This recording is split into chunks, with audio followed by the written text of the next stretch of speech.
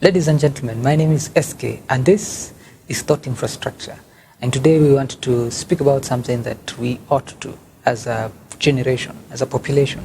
Every empire rises and falls within 200 years. New ideas, new philosophies, new ways of life and belief systems change the way the world is. And therefore, we have to embrace change. As they say, the only constant thing about life is change itself. The first thought is the creative thought. The creative thought is the pioneer's mind. A mind that creates something that never existed, but sorts a problem that exists. The people who dare to think and create solutions to a generation are now being rewarded, and now they become affluent people. The new star, the new hero, the new guy who has the voice to speak is the person who has results. The age of the education brought people to enlightenment, knowing the ways to do the same things differently in a better, efficient way. They say, the farther back you look, the farther forward you see. And today we just want to be able to speak about things that other people will never talk about much, but we ought to. And therefore today I want to speak about the rising and falling of an empire. The rising and falling of an empire is an interesting conversation because this conversation is built for us to be able to discern the times. And when we discern the times, just like the sons of Issachar in the story that was told in the Bible, when we discern the times, we are able to bring ourselves to a place of action instead of living from a place of reaction. Therefore, ladies and gentlemen, the rising and falling of an empire.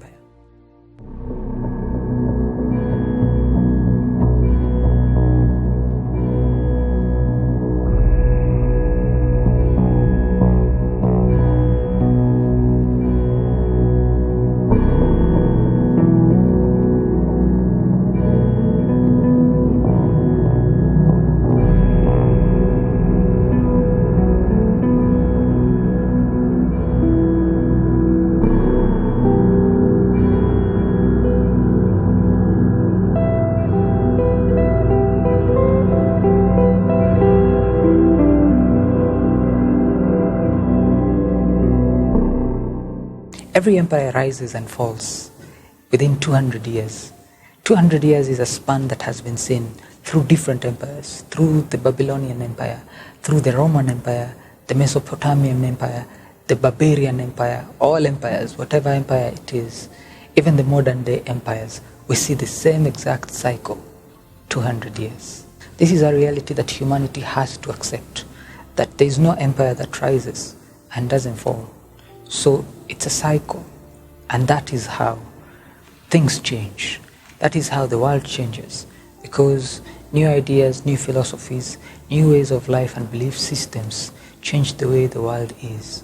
And therefore, we have to embrace change. As they say, the only constant thing about life is change itself. Rising and falling of an empire. We start by the first phase of an empire. The very first phase of an empire is the age of conquest. The age of conquest is the age of thinkers. It's the age where people innovate, where people get themselves to a place where they create things that never existed before in that same format.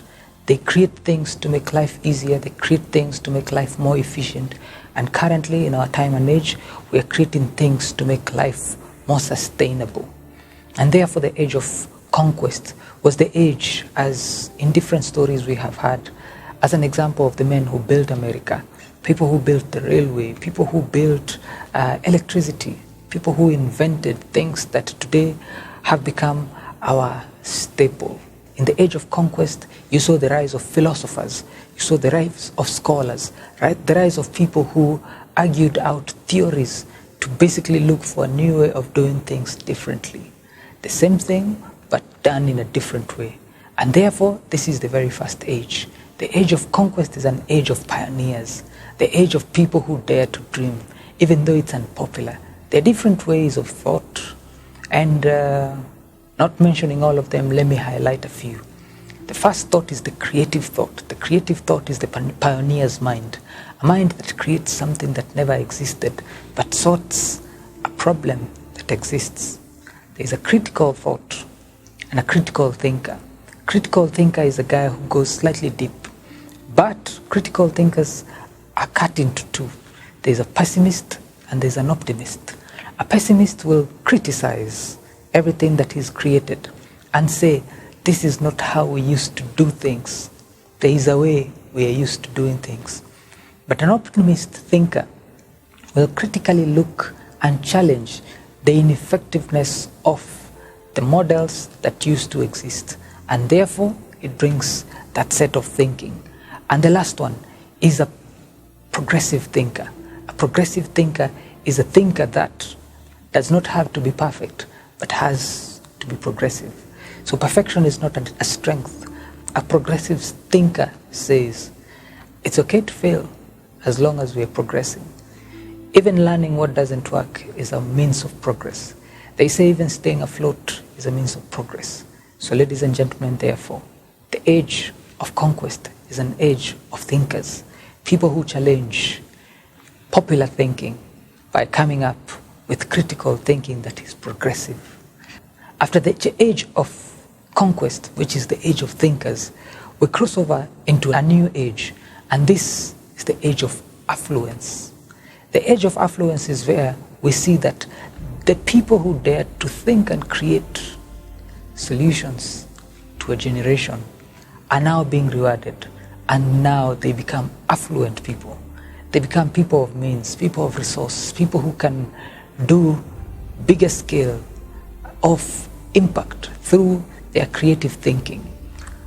That is an important thing, because when people get to that age of affluence, then they have the power to either change the world, or they have the power to destroy the world as we know it, by creating things selfishly that will damage or affect or negatively impact the generations that live.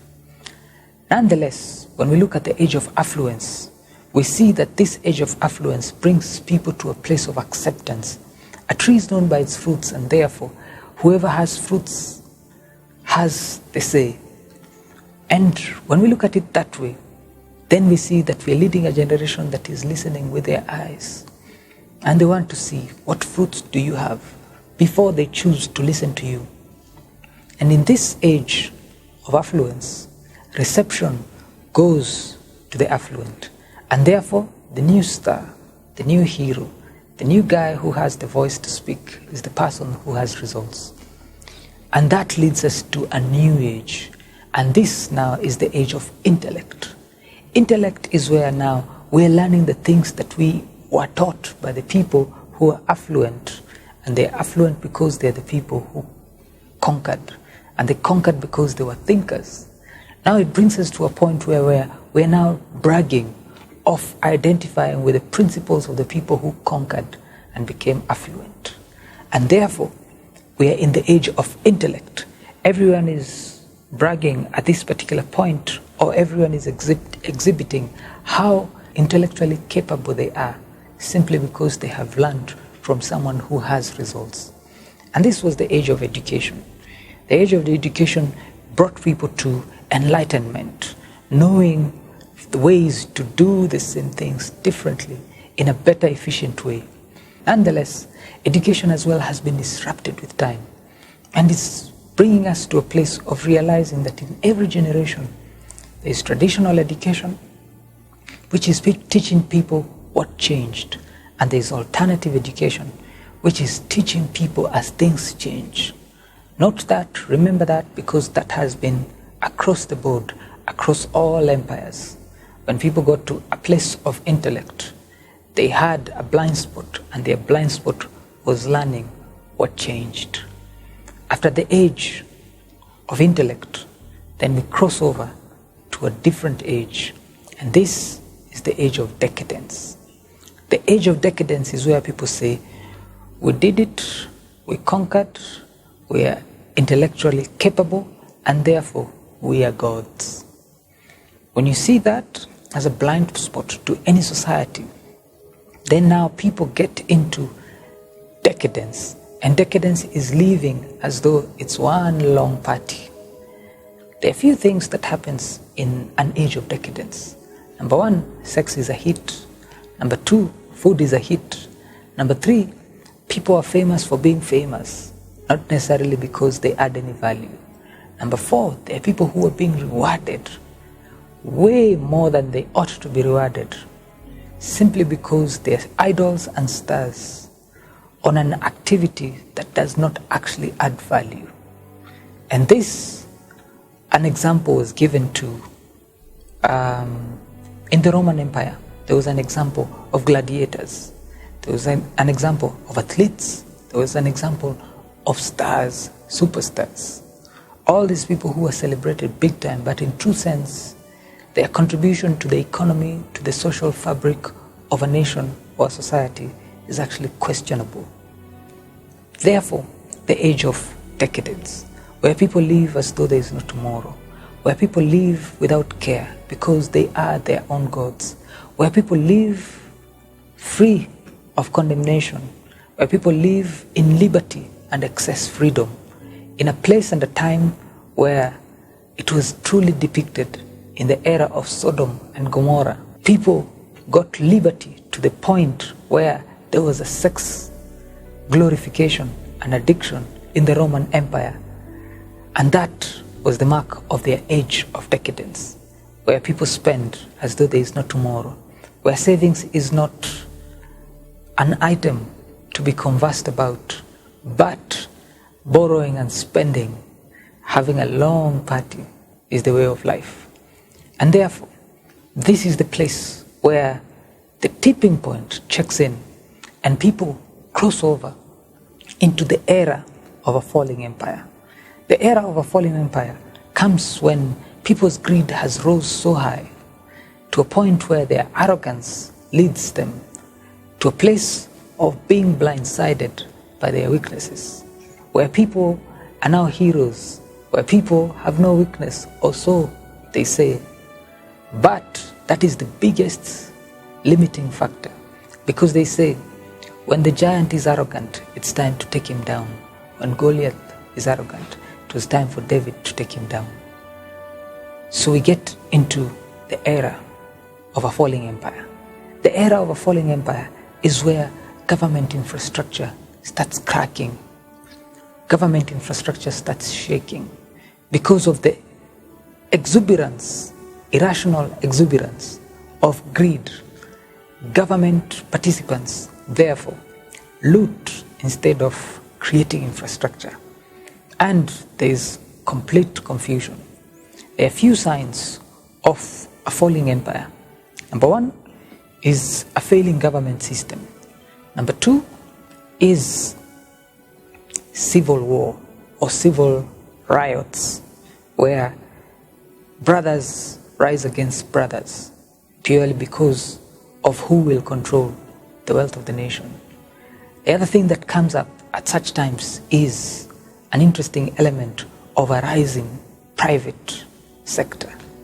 Rising private sector comes up because a time comes in every empire when government infrastructure fails. And when government infrastructure fails, private infrastructure always takes the day. When private infrastructure fails to take the day, another one takes the day, and this is the populist leader. So the competition when a government infrastructure is shaking and failing, when basic things are not coming through as they ought to be, and basic things would be road, energy sources, food supply, infrastructure as we know it, water supply. When such are not coming forth, two people, as mentioned, will always come up. Either private infrastructure, who now comes in to take the challenge, rising to the day and sorting the issues that the government ought to have, or a populist leader comes on board, just like Hitler. He was a great populist leader who came at a time when the government infrastructure was failing. Just like Commodus in the Roman Empire, just like any other leader or any other dictator who came up at a time of a failing infrastructure. A populist leader always comes through in the name of saving the population, but at the same time enslaves the population, and therefore it brings the beginning of a falling of an empire. Let me give a quick example of the Roman Empire. The Roman Empire got to a place where their arrogance, because of their winnings at war, was so high to a point where they didn't now care anymore the people who came through their borders, because they said, besides, we are mightier than anyone out there. And therefore the barbarians crossed over and came inside their land as refugees seeking for help, and the Romans allowed them to come in. But the Romans treated the barbarians in a very bad way, in a very inhumane way, and the barbarians decided that since we are now many, we need to infiltrate the system. With time, the Romans, through their arrogance, allowed the barbarians now to join their armies as citizens of their nation. And therefore, they started fighting with them, and they learned their trade, they learned their skill, until one day when the barbarians decided, since now we are fully fledged Roman soldiers, it is time to become the barbarians we were always built as, and therefore take over the Roman Empire. And that was the beginning of a falling of an empire, because the Roman Empire was busy doing parties, long parties, and gladiator wars, and getting people to, as they call it, a destructive occupation, which happens in every falling empire, where people are distracted to look at something that has nothing to do with anything, while the leadership is looting. And therefore, as that was happening, the barbarians brought down the Roman Empire. So ladies and gentlemen, I speak of this just to be able to shed light of the history, so that we may see clearly the future. If we are discerning, therefore, let this be a point of discernment. Let's discern the times. At any stage of life, we should and we ought to know where we are, so that we may be able to take action, not reactively, but proactively. And therefore, in this particular time, when we see global government infrastructures shaking, without a doubt, soon enough they will fail. Why do I say that? I say that because we have seen bubbles. From the 1800s, we saw bubbles purely fed by irrational exuberance, which basically means greed of the people, greed of the leadership, greed of the business world, greed of people wanting more only to sustain these long parties. And every time the bubble bursts, then we crossed over from the 80s, from the 1800s, we went to the 1900s, and greed, yet again, in the 1920s, brought us to our knees as humanity, yet in another crash that was caused by irrational exuberance. We crossed over to the 2000s, and we see the dot-com bubble. We crashed again. Why? Because of the same exact statement, irrational exuberance. Humanity became greedy, both in government and in business. Then we crossed over to 2008. We crashed again. Why? Because of irrational exuberance. In 2008, the government as well became greedy, and the business population became greedy as well. And there was a real estate bubble. And now we find ourselves yet again at a time such as this, where we've crashed again. This time is based on a pandemic, but is it truly based on a pandemic? Or were our systems cracking already to a point where it just needed such a thing to get us on our knees? Now that we are on our knees, the question is, how do we wake up as governments? How do we wake up as a people?